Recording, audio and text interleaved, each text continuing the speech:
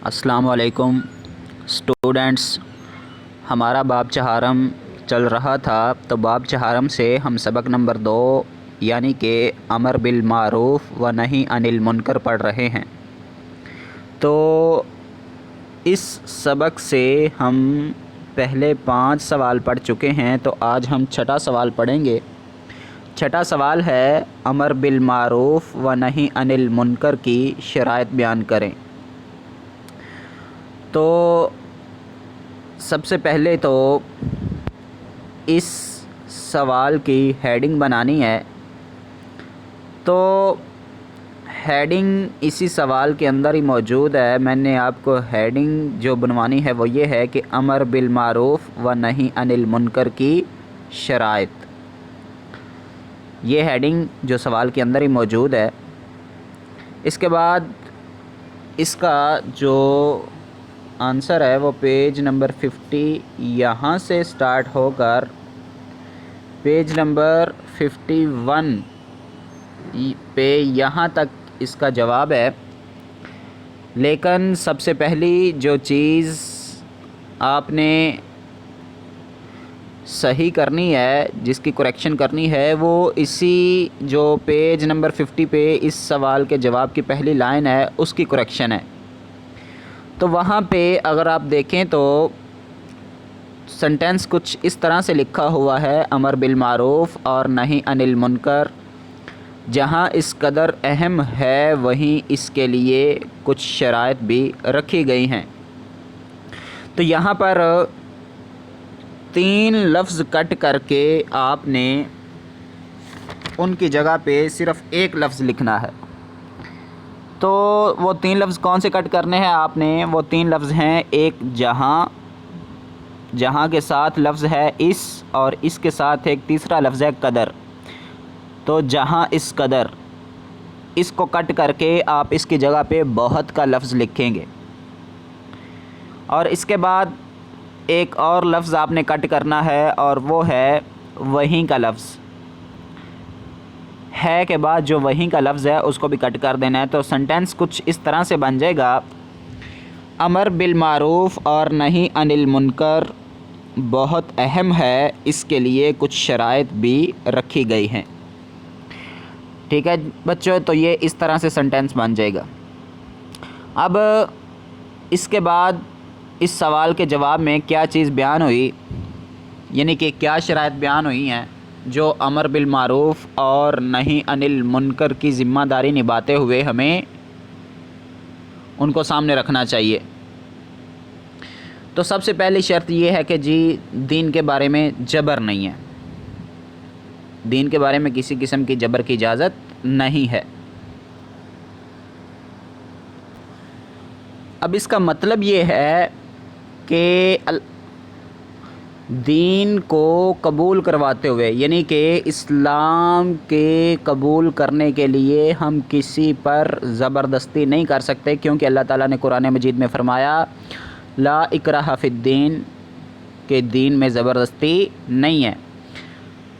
تو اب یہاں پہ ایک چیز یہ یاد رہے کہ دین کو یا دین اسلام کو قبول کروانے کے لیے تو زبردستی نہیں ہے۔ ہم کسی کو نہیں کہہ سکتے کہ تم اسلام قبول کرو، کیونکہ یہ اللہ تعالیٰ نے اختیار دیا، اللہ تعالیٰ نے انسان کو عقل و شعور سے نوازا اور اس کو سیدھا رستہ اور برا رستہ اس کی نشاندہی کر دی، یعنی کہ صراط مستقیم بھی بتا دیا اور صراط ضلال کی نشاندہی بھی کر دی۔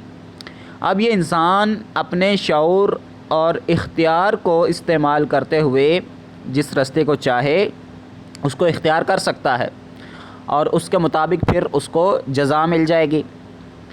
اگر وہ صراط مستقیم کو اپنائے گا تو اس کی منزل جنت ہے، اور اگر وہ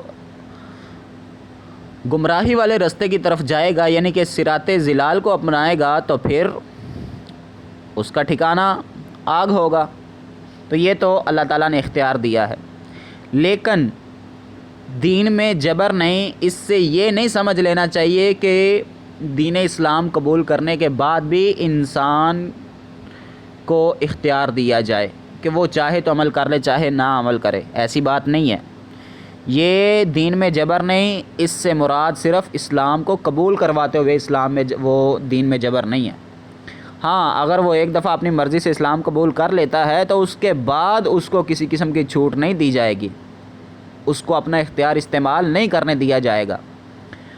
اگر وہ دین اسلام کو قبول کر لیتا ہے لیکن پھر وہ اپنی مرضی سے دین اسلام سے منہ موڑنا چاہے، مطلب وہ دوبارہ غیر مسلم ہونا چاہے، تو اس ایسے بندے کو ہم مرتد کہتے ہیں، اور مرتد کی سزا وہ قتل ہے۔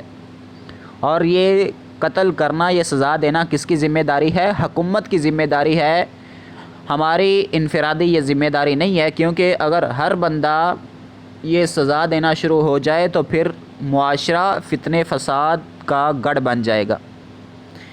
ٹھیک ہے جی، تو اب آپ کو سمجھ آ چکا ہوگا کہ دین میں جبر نہیں ہے، اس سے مراد کیا ہے کہ دین اسلام کو قبول کرواتے ہوئے کسی پر جبر نہیں ہے، اس کے بعد اگر کوئی اپنی مرضی سے دین اسلام سے منہ پھیرنا چاہے تو پھر اس کی سزا ہے۔ اور اسی طرح آپ کو پتہ ہی ہے کہ 10 سال کا جب بچہ ہو جائے، اگر وہ نماز نہیں پڑھتا اپنے اختیار کو استعمال کرتے ہوئے، تو اس کے لیے اسلام نے ہمیں رہنمائی دی کہ اس کو مار کر نماز پڑھائی جائے۔ تو یہاں پہ ان دو چیزوں سے ہمیں ثابت ہو جاتا ہے، اچھی طرح بات سمجھ آ جاتی ہے کہ دین اسلام کو قبول کر لینے کے بعد بندہ اپنا اختیار استعمال نہیں کر سکتا۔ ہاں، دین اسلام کو قبول کرتے وقت وہ یا کرنے سے پہلے وہ اپنا اختیار استعمال کر سکتا ہے۔ ٹھیک ہے جی، یہ جبر نہیں ہے۔ اب اس کے بعد لیکن یہ ساتھ میں بات ضرور یاد رہے کہ ہمیں لوگوں پر اسلام کی حقانیت یعنی کہ سچائی، اسلام کی سچائی کو دلائل کے ساتھ لوگوں کے سامنے واضح کر دینا چاہیے، اور کفر کی برائی کو پورے دلائل سے سمجھا دینا چاہیے۔ ٹھیک ہے،